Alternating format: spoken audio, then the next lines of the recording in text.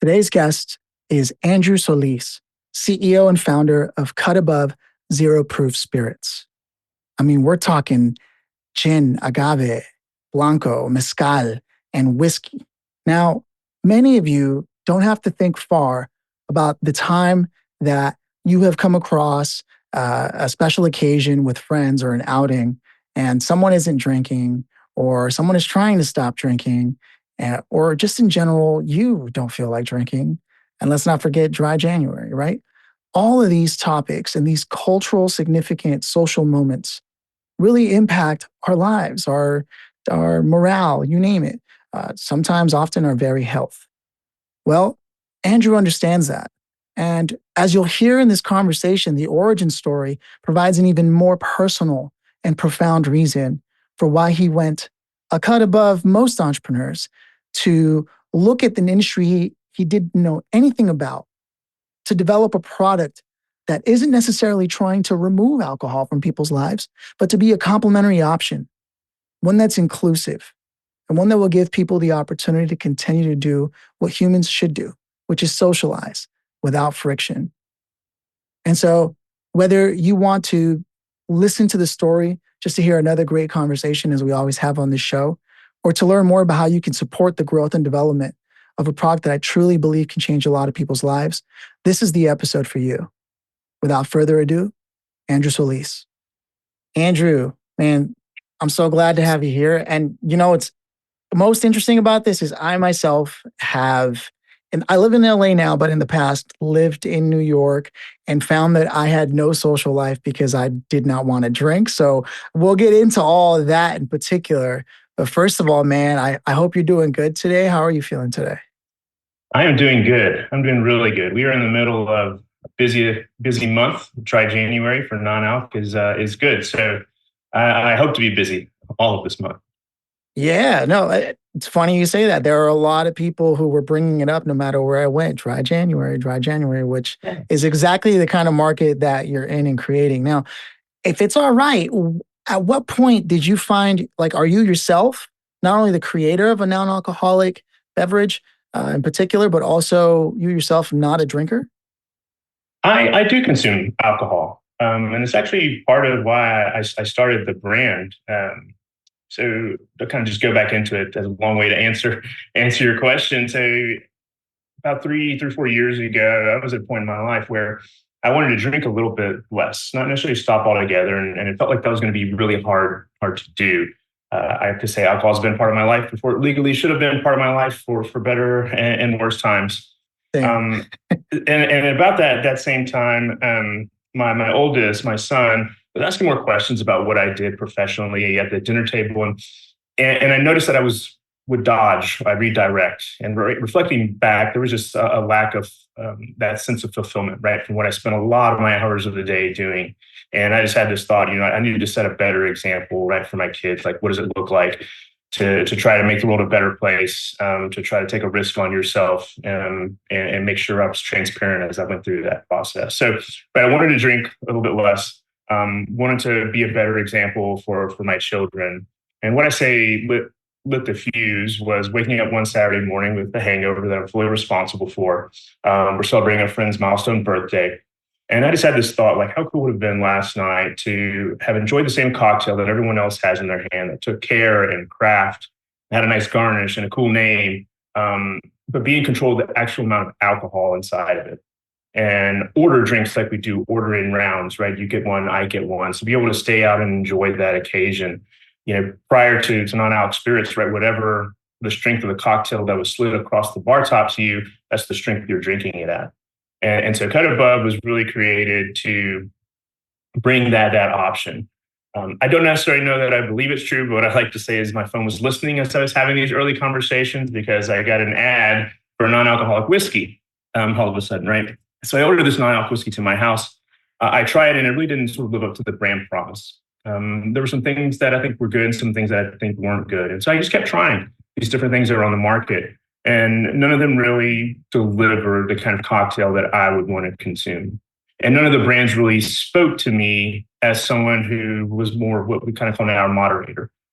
Some days, maybe I don't want to consume alcohol. Maybe it's multiple days, but maybe some days I do. maybe in a given evening, I want to start out with a full strength gin and tonic and then go to one that doesn't have alcohol, but keep all that same taste, right? Keep that cocktail glass in my hand. So I wanted the brand to really speak to those that were like me.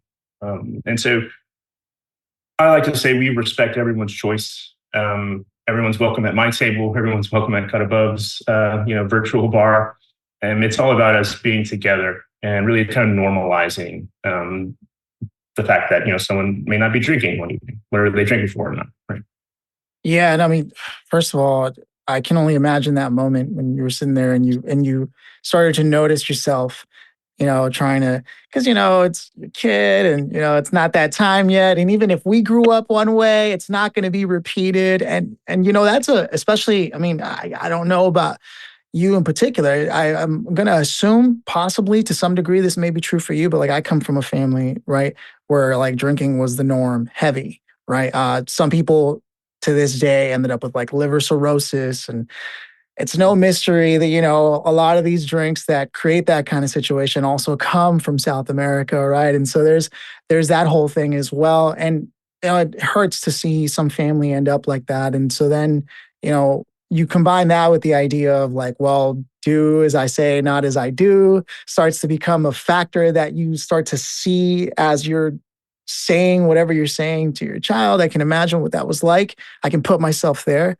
And then you look at the cultural, sort of the cultural attributes that start to surround us every day when we're going out, and the peer pressures, and you're really trying to cut back. You have certain goals, and you also don't want to make other people feel bad, like you're superior for not drinking. There's so many things that surround alcohol in particular in our daily lives as adults that I'm super relieved to hear that you not only attempted to order, like, however that ad popped up is, rather questionable, right? But you attempted to order it anyways. You took a stab at it yourself and you said, you know what, this can be done better. And here we are. I mean, we're fast tracking at this point, but here we are with, you have a line of products that are all set to meet that expectation and likely even exceed it, right? Just by offering the result that you're looking for, where you don't need something like dihydromycin and those party pills to help you overcome the hangover by helping you metabolize or all that stuff. So for me, it's really exciting to be having this conversation with you, fundamentally for all those factors coming together into one conversation. Because let's face it, it's hard to have a social life. It's like when someone wants to go keto. Well, now all you can do is like practically just eat cheese, and everywhere you go to eat with your friends, you don't, or if you're vegan, there's also that. Anytime you restrict or cut back on something, it ostracizes you from society. And so I'm glad that your positioning in the market is also of such. And I promise I'll stop talking and ask you a question. But I love that your positioning here is, look, I'm not here to replace things. I'm here to be a complement to that and to provide that choice. That's like already instantly I'm a fan, and I haven't even had the chance to try the product yet. But I want you to know that after this, I've got to have a conversation with you about getting some of that, because that's exactly where I want to go with things. So let me dive into this, right? Because I was looking at your background, and I mean, you have like a lot of like finance and things of that nature in your background as well, right? So was it rather difficult for you to get into this line of business, or did I miss something in my notes and you were already somewhat in this space to some degree? No, I had no business starting a beverage company based on my background, is the way I say it.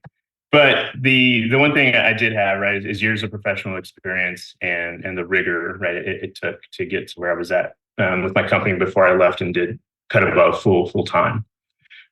There's a funny story I always like to tell that kind of sheds light on my personality. So, I had this idea things could be done better. I wrote myself a research paper, an 80-page research paper. It's never going to see the light of day. Like literally, it was just for me.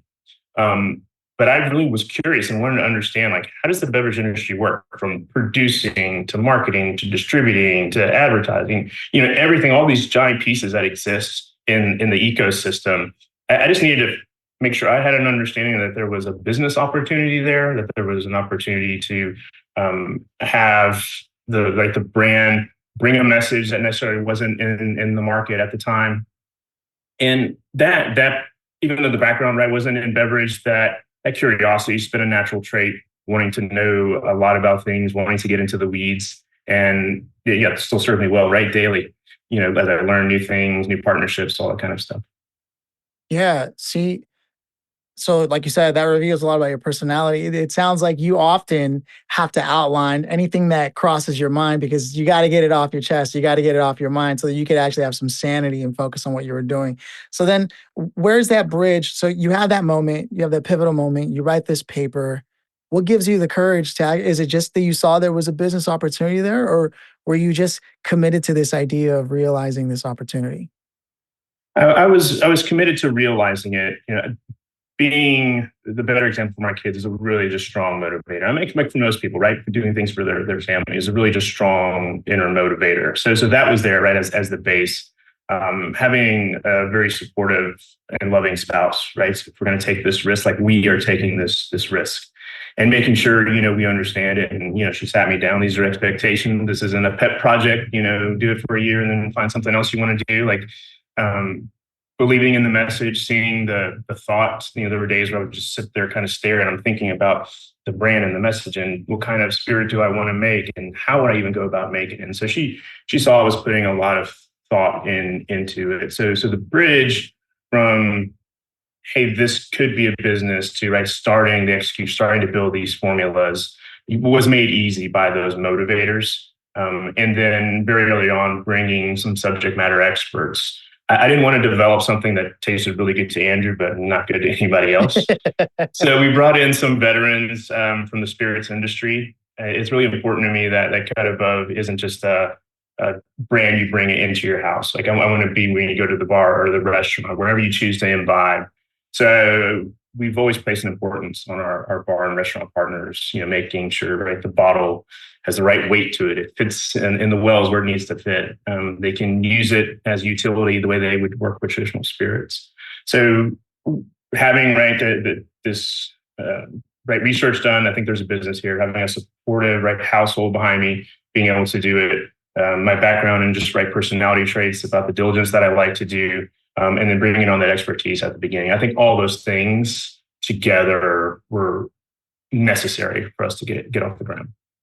Now, immediately to my mind, even with all that there, distribution starts to become the biggest question, right? Because uh, most places now they have to tack that on to whatever else in terms of their inventory they have, right? Is that a challenge that you find? Because just as someone who has purchased non-alcoholic alternatives, letting you know how much of a customer I am here, right?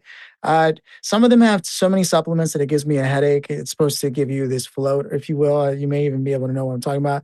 And it didn't work. Some of them taste like licorice, like black licorice, which I'm not a fan of particularly, right? And then others do taste like a flavored seltzer, if you will. But generally speaking, their promise on, oh, this also gives you a flow. I'm like, if it only has supplements, there's no way it's going to create that effect because I'm a supplement nerd myself and rarely have ever come across anything other than maybe vinpocetine that's ever made me feel, something. And that's only because it's a supplement here, but in other places it's scheduled as an actual drug. So there's a lot to be said there. So when I think of like, oh, can I go to a bar and order these things that I've tasted somewhere that I've purchased myself from stores? I usually can't. So how are you, if you don't mind me asking, because I feel like this is the most relevant question to the growth and adoption of this product is like distribution. It's one thing to buy it and have it at home. It's another to be able to be out there socially. Has that crossed your mind in the business plan? It has. It's a requirement to scale. You have to have distribution, right, to bring the product to all these places that I'm talking about. So we self distribute across the U.S. now. So right, I can get that to your house. I can get it to your bar that you own. We do want to move into more distribution. We're distributed across 7 states. We have partner distributors that are there. I'll call it right, big alcohol, right? That's the business. Yeah. That's the framework, right? That a non-alcoholic spirit has to fit into. And there's still a lot of old guard, right, in charge of that. They know non-alc is a thing. They can't necessarily ignore it. So how do they figure out what they want to do with it? And so part of my responsibility is to kind of help them. And that message of it's not, I'm going to take away this consumer's bourbon that you've been selling them, for 15 years, and I'm going to now put the cut above bourbon or whiskey in front of them. Like it's not that, hey, both bottles are there, right? That's about that choice. So distribution is necessary. It's challenging because we have to overcome a lot of years of habit of what they sell, right? My bag is alcohol. Yeah. The really amazing line that my wife came up with the other day is there was a bar that was initially had a lot of objections, right, to bringing us on. And he said, "Oh, my business is selling, like I sell alcohol." She said, "No, what you really do is you sell drinks in hands." That reframing for me was like, how succinct is that message that she came up with? So that's what we bring when we have these conversations. Like, listen, the consumer is looking for this, right? We've got all the data behind to show that's the case. You've got the relationships, you've got the sales expertise, and here's our story because our story matters. It's different than a lot of the other brands, the way we position ourselves. And so, as long as we feel our distributor partners can tell that story, they're in the right markets we want to be, we'll continue to grow. And we grow a state, 3 states at a time. I'm very cautious to make sure it's sustainable. I never want to be in a position where I can't float inventory for an order. It's hard because I'm also impatient, right? So, I want things to pick up really, really fast. There is a little bit of time pressure, but, making sure that we do things right, that we go into these relationships, thinking about the long term, set these up as really good partnerships it's important to me personally. Yeah, and I love that you're cautious about the growing too fast thing too, especially when you have to be the one producing the product. I mean, the a good order of a million cases could literally ruin everything, and that's what's crazy about running a business like this. And then you've got the overhead that you have to still maintain, all while creating and fulfilling orders, all while going up against markets that are truly that's what I'm looking for. It's very similar to Hollywood or anything else. There's politics involved. My friend, he owns a liquor store out in Connecticut in Hamden. And it's just like, even just to get into to directly to distributors, like the bigger names is like impossible. Everybody guards their relationships. So a lot of what I'm hearing, and if I piece it together with things that I've come across, it's starting to make a lot of sense. But I'm so glad someone like you with your vision, your tenacity, and your crazy work ethic of doing an 80-page report. I mean, that just speaks to the way you're going to be running all things, I imagine. Right. So what's it like to build a team around this mission? Has it been rewarding? Was it very easy to get people behind that? Or were people like, how often do you come across non-alcoholic drinkers, right? Like what does that look like? Yeah, so we have a team, right? And I don't have direct employees, right? So it's me, kind of is right me. And that means I'm everything from moving pallets around some days to out, right, visiting accounts and, talking about the product and everything and anything in between. I love that because that means that, right, one day I'll be able to say, I'm not going to ask someone to do something for this company that I haven't already done myself. And I like that. So bringing people, right? So our marketing person that runs our social media and advertising, it took in the beginning, right, that conversation of like, this isn't a gimmicky thing. This isn't a snake oil, right, type of thing. Like this is someone who understands and appreciates spirits, has been a consumer of them, like loves cocktail culture, but just has this mission, right, this vision to make it feel more inclusive for those that aren't drinking, whatever reason, whatever duration. And that base motivator is choice, right? And we love choice, right? We love having the biggest selection to pick from because when we make that choice, right, we feel empowered, and that's kind of the base thing behind our brand. So when it's more about the brand, when I try to bring people and team together and they kind of understand our vision, then it just becomes like, oh, it just so happens to be non-alcoholic spirits. Like you're building something right bigger that's got a message that's positive, and that's building a world where we're all together. I think about like vegetarianism. So I kind of see this evolving, right? Maybe it was a big deal. Phillip didn't order meat one time at dinner. Like, hey, are you okay, man? What's going on? Right, it was a topic at some point in time, and then you start to saw these options appear on menus. Maybe it was even a separate printed menu. Then they started to become part of the menu, but they still had their separate section. And now it's just, here are the entrees, right? Some have animal protein, some don't. That's how I see this evolving. That's why I kind of see my charge in the segment is getting us to that point where it's sort of normalized. And it's weird, right, being a brand owner to say this, but I would love for one day not to be a topic of conversation because you're not having alcohol. Yeah, no, that's how you know you made it, when you become part of a utility as opposed to a branded software, right? It's just a function of society at that point. Yeah, but it just so happens that you led the way. What does it look like? Excuse me. What does it look like to not only have to deal with the old guard and help them understand where you're coming from and slowly getting them to see how you're actually a partner, not a competitor, but then to look at other products that may not be making like a mezcal or something like that, right? But they're doing like a seltzer that's also non-alcoholic, but it's a hard seltzer. It's supposed to like, do you look, because there's two different audiences and then there's the actual people, right? So, oh, excuse me, I'm having a day. All right. So what does it look like to manage that relationship between you got the old guard on one side and then you have competing products that are just different products, not necessarily direct competitors? Yeah, the way I think about it is this is such a small segment. It's such a young segment, right? We're in this, go back to sort of visual, right? This little harbor, this bay, and it's the old analogy, right? All tide rises all of us. So I've been really one thing that's been really nice is as I've gotten to know these other brand owners that sell like a seltzer or sell an aperitivo or a bitter, right? Non-alcoholic. Yeah. The great thing is it's this community where a lot of us didn't have beverage backgrounds, and we're figuring this out together, right? You're maybe a year ahead of me stepwise, and we're willing to share with each other. It's an amazing, and it occurs behind the scenes, right? We're not like doing these calls or post about on LinkedIn. It's just giving a phone call or a text. There are days where it's super challenging, right? And the thought crossing my mind, this was the worst idea you've ever came up with, Andrew. The next day is like this thing's going to the moon. It's amazing. So there's this oscillation, right, of emotions that occur. And so when I see the founders of these other products that aren't the direct competitors, as you say, I welcome conversation with them. They welcome conversation with me. We look for synergies because in the end, like all of us have this message, right, that you talk about to the other side, which is how do we get our seat at this table, when people have worn in chairs that have been there a really long time. How do we do that? And it's better when we have more messengers doing that. And that's the way I think about it. Yeah, I mean, what would it look like to have the most interesting man in the world hold a bottle of what you're doing? You know what I mean? Like that's the picture I get in mind. Like that's how you're getting there, right? Yeah, that's right. That's right. And I think we'll see that this year. We saw the tail end of last year, some celebrity endorsements for some brands.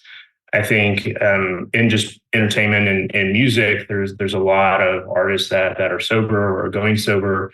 And so this year, I think we'll see a lot of that. And to your point, right, that just really speeds up that normalization process. It brings people who may have objected, like, any whiskey, no way, never, not for me. Okay, well, yeah, maybe let me just try it, right? And that's all I look for. I love the let me just try it. Or my favorite question is like, what's the point? What's the point of this, Andrew? Like, why? What's the point of that? And so, depending on where I'm at, I've got a different answer for that one each time. But the ability for us to bring the products to market, like I said, all together, and carry that message and have that normalization occur is going to be sped up this year, and it's going to be through that type of thing. Finding the most interesting man in the world at some point in time, right, with a NA beer in his hand. We're gonna make that happen, man. 100%, 100% true. There's another conversation waiting to happen after this podcast. But so now that we've sort of discussed the mission, the vision, so the origin story, right? We're looking at like also we've highlighted the fact that right now you're on the groundwork of it, and yet you're doing a lot of this work already, getting some serious traction going.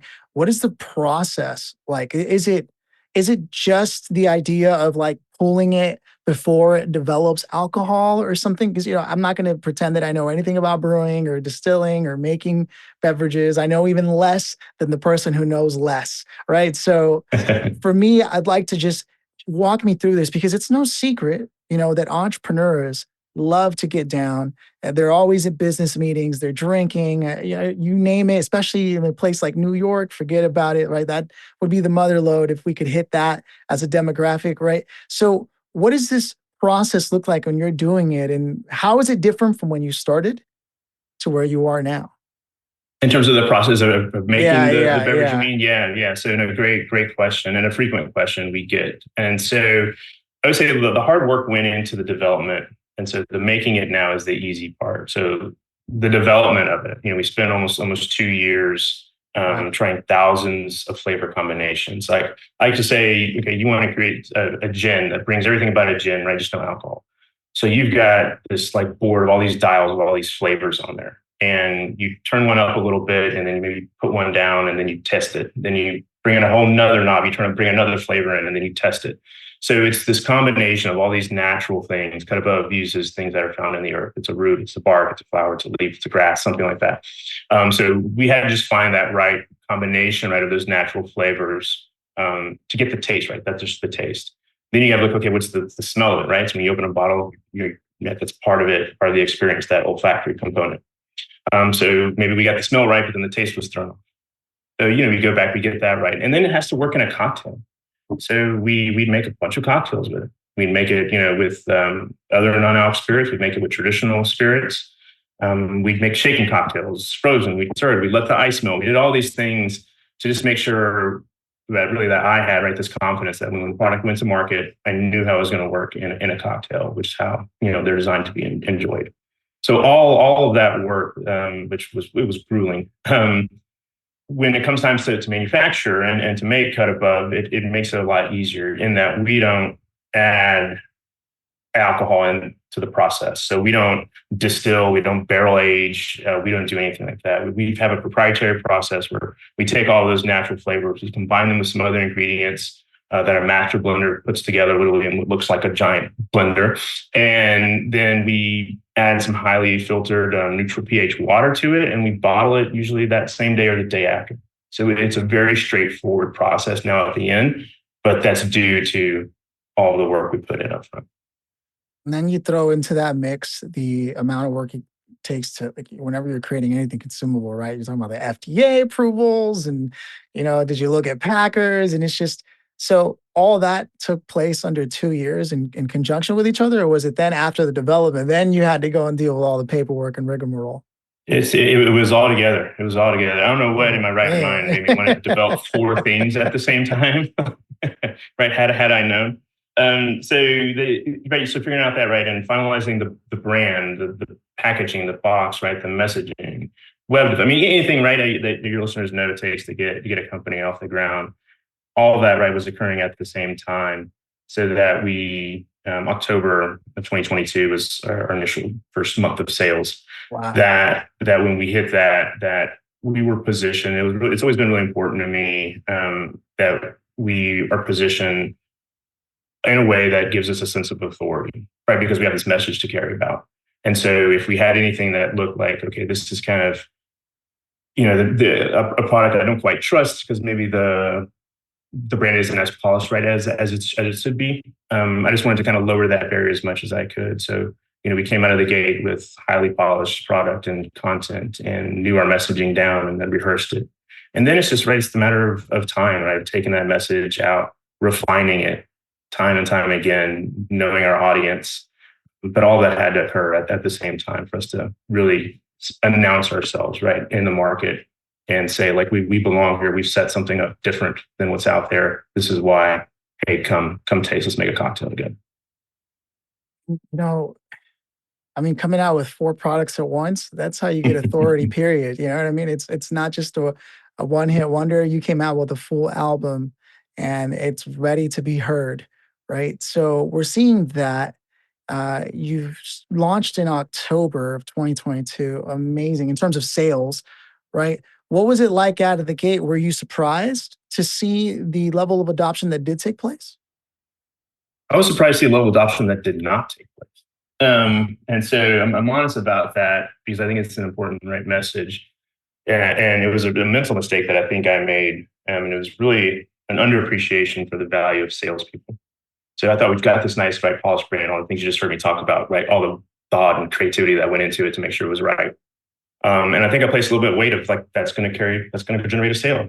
And really that's not true. Or I'll say it wasn't true for us.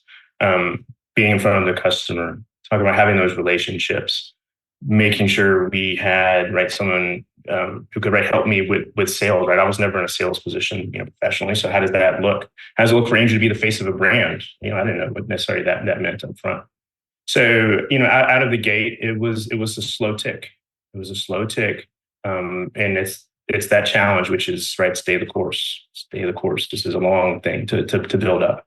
And then it started to pick up momentum. Like once we started to get enough information to understand right who our audience was, what were the right type of events and things to align our brand to, then we were able to grow. And I would say our first year, we hit the numbers I thought we should hit, which was great. And then it's just been accelerating. It's not this kind of smooth curve of growth. It's this, we get a new distributor, a new account, so it kind of spikes, and then it kind of plateaus and spikes. So it's this kind of little stair step thing that occurs, but always in an accelerating fashion, which is what I want.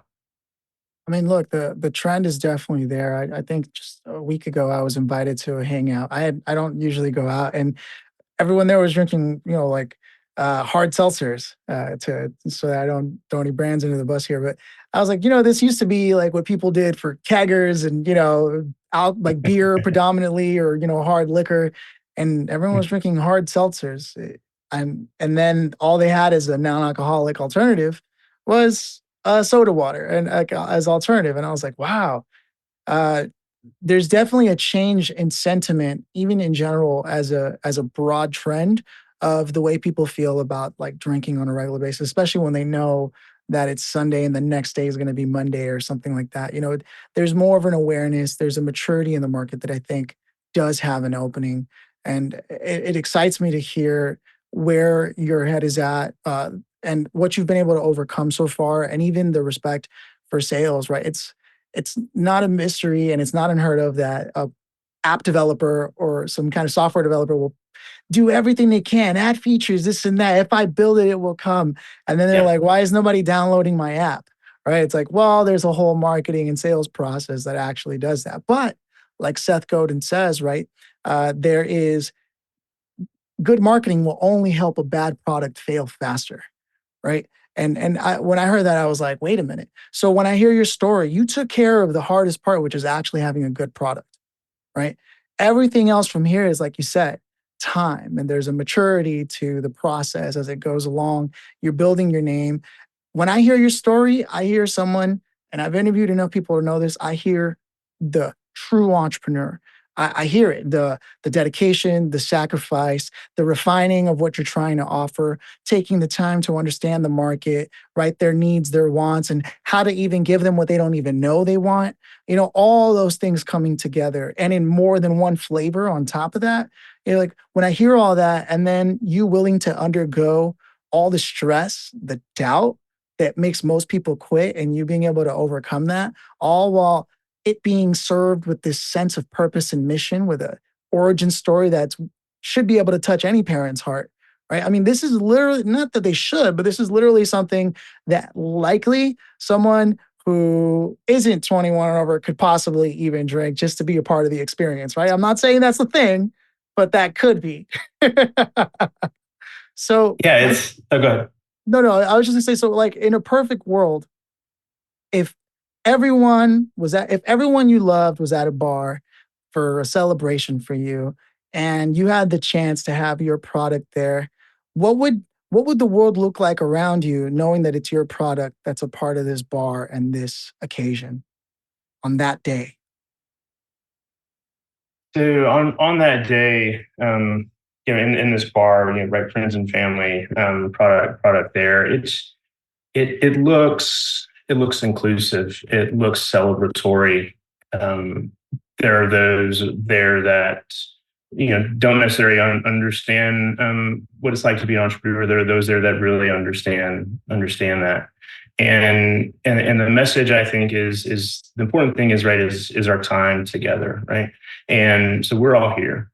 And whether you're not consuming alcohol for the month of January or not consuming it for the rest of your life, for whatever reasons, either you share or you don't share, that we can all have this cool drink together. I just love a cocktail in my hand. I just love everything about a cocktail. So my goal was to make sure we could all have this cool drink together. And like we're better than just offering soda or offering right cranberry juice and tonic or whatever you might get.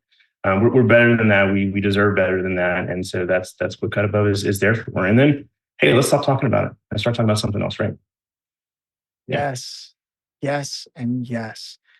I mean, just think of what this could do even for 12-step programs and those reunions where they're together, right? I mean, as I sit here and meditate on this topic with you, things that I never even thought about begin to unravel in my mind, the possibilities of where this could play a significant role in therapy, right? And just socializing and bringing people closer together. There's a lot going on here. There's a lot going on here. Yeah. So I guess the biggest question is, how can the people who are listening to this, whether they're an entrepreneur or not, support the growth and development of Cut Above? I would say that the biggest thing people can do is just ask. Like if you have just an interest in this product or you want to try it and you're out at a restaurant, ask what are your non-alcoholic options? And do you have maybe you have a beer, but you don't have a wine and you don't have a cocktail? You know, why not? And so that question, those questions, if enough of them stack up, right, that place then has this motivation to develop right, a non-alcoholic beverage program. So I would say, right, what consumers ask for is going to drive what they get. So I think that's the first thing. And then the second thing is if you get something and it's not good, right? It's this afterthought when everything else on the menu took a lot of forethought. You know, challenge them. Say, hey, this isn't very good. You know, I really want, like, I love gin and tonics. I'm just on this medication. I can't have none for the next 2 weeks. Like, can you make me like a gin and tonic? And the Cut Above, the beauty behind it is, hey, I'm going to make you a gin and tonic. This is not going to have alcohol in it. Cool. So you didn't have to change the cocktail that you ordered. It was the one you knew and loved. You're just having it without that alcohol. So asking for it, demanding a quality product, I think is also important. And then sharing. So for me, the consumer feedback is massively valuable. So we always go into the question, right? What's the problem we're trying to solve? Or we go into like a bar or restaurant, like, hey, do you have any trouble with anything? That's what we start with. Like we listen first. And the answers, right? The feedback, whether it's from us, like, hey, this is terrible. I never tasted something terrible. Like, I'm like, okay, tell me a little bit more about that. Well, it has this component to it that I really don't like. And well, how did you try it? I took it out of the box in the bottle. It was middle of summer, and I put it in a glass. Well, I wouldn't drink a hot liquid fresh out of UPS in the middle of this past summer. So let's make a cocktail with it. And okay, maybe you still didn't like the cocktail. Okay, well, tell me about flavors you like. And so it's not about always saying, hey, Cut Above is the right end, right? I developed four. And across those individual spirits, there's a wide variety, right? How many whiskeys are out there, and they all taste different. And so it's about finding for the consumer what are these things they need help with understanding about a non-alcoholic mezcal compared to a traditional mezcal, and welcoming that feedback, which is something we do. I think there's a vacuum right now in our segment, and I want to fill that by being the recipient of a lot of those comments, and some of them. As a founder, some of those comments hurt. Man, you just heard me talk about all this work we put into it, and someone's like, "This is the worst thing I put in my." But every beverage gets that, right? Especially right when we're new and we're figuring it out, and there's an educational component. And I just know we have right for every one of those five. They're like, "This is amazing." Yeah, I'm so glad we have this now. Whether they're in recovery. And they can safely consume non-alcoholic beverages. Someone came up to me the other day and said, I've been in recovery for 20 years, so over 20 years. And before that, I had way too many gin and tonics. So I said, he's like, I never thought I was going to have that taste ever again in my life. It was just, part of the sacrifice. And he's like, this is so cool. Like this takes me back there, but in a way that's safe for me now. And so those types of things I love, right? We're meeting people where they're at, with the high quality product. Yeah, I mean, that's really what I'm getting from our conversation is the level of impact this can have for so many people for a variety of reasons. And it's like you said, we hope that the strategy that we all together who are in support of this implement is to get it to become very similar to a gluten-free ask, right? Or a dairy-free ask at any place that we go to, whether it's a diner, a fancy restaurant, whatever the case may be, if they happen to serve the alcoholic choice, we should very well have a zero proof like Cut Above there for us that reliably understands that that's what they're serving and that's what they created. For me, I could ask for nothing more, especially as somebody who does not drink. I may have a bias here, but I also know many people who were heavy drinkers, and in the past couple of holidays, as we just came out of them, right, surprised me with, I'm not drinking anymore.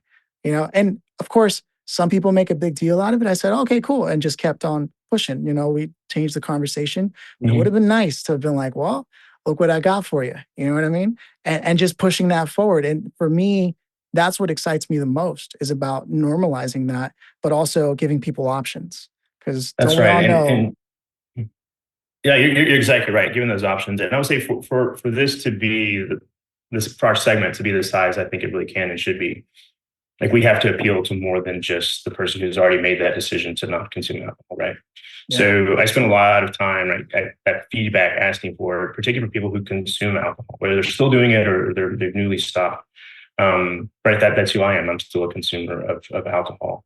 So I think about, right, why is dry January in the month of January? Well, we went nuts in November and December.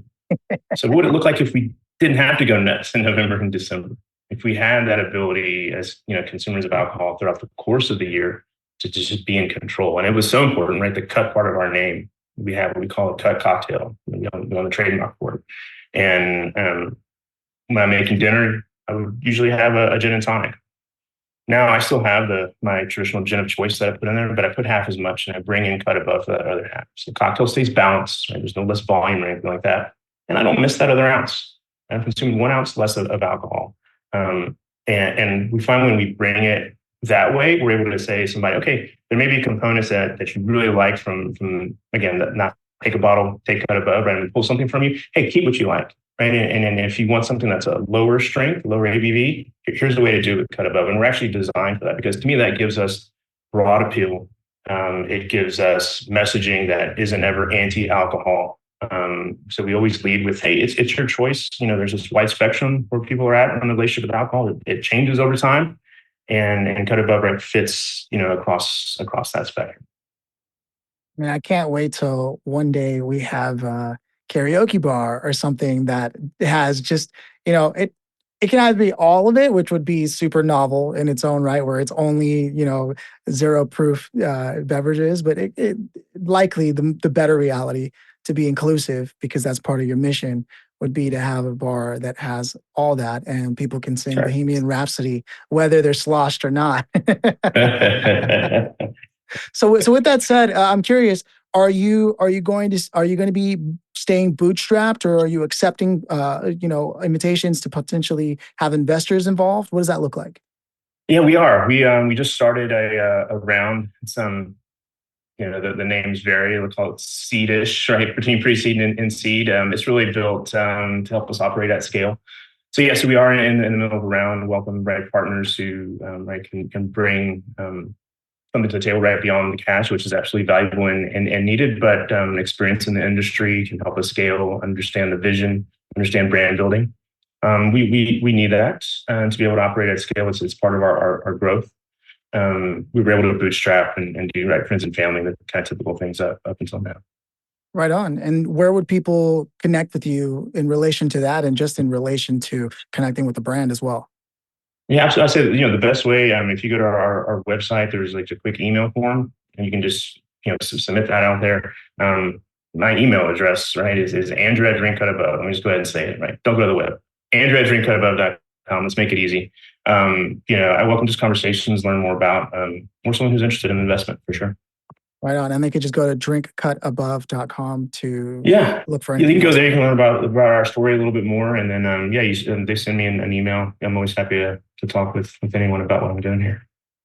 This has been awesome, man. Andrew, thank you so much for taking the time, for answering all my crazy questions.